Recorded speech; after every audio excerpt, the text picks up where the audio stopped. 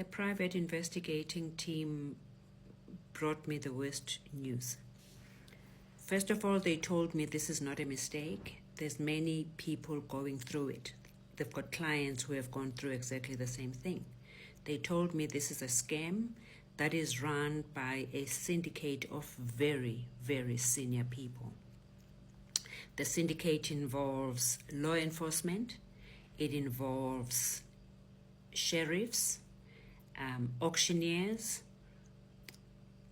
the dealerships of exotic cars, but importantly, the heads of finance in banks.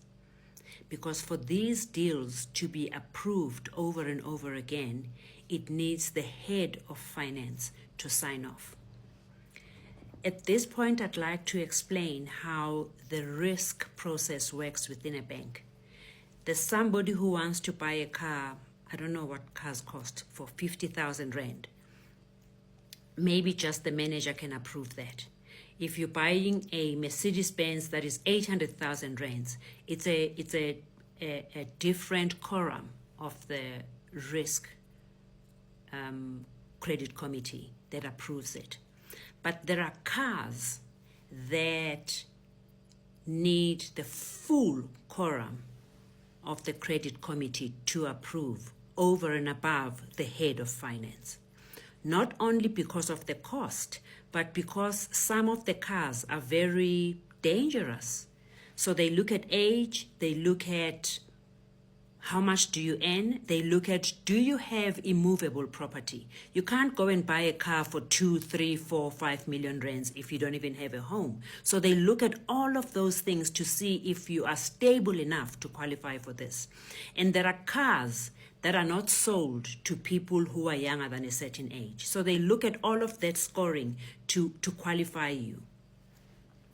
So the head of finance is very important for this level of cars because he has to put his final signature. Then they told me what has happened to my transaction exactly. This information was imperative for me to receive before going to attend agent court tomorrow. So I went to agent court. I presented everything I know.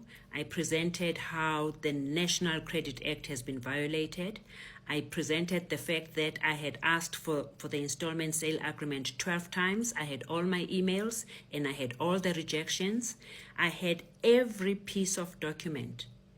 The judge was a very, very smart lady who asked me questions for 2 hours. She pierced me left, right, and center. And at the end, she said to me, I am satisfied that there's a possible alleged fraud here, and I'm going to grant the interdict to stay the writ of execution pending the rescission application to be heard. I left the court with my interdict and I came back home. I wrote a very strong letter to Standard Bank and I still copied both CEOs. I copied every head of department, finance, fraud department, risk, forensics, and I copied the attorneys. And I said, now I know what is happening and now I insist. This is not a matter of the courts. We are wasting courts' time and we are wasting money on legal fees. I actually said to them, if this case has to go through trial, by the time the case gets to trial, we would have bought 4 of these cars. That's how much the legal costs are going to cost.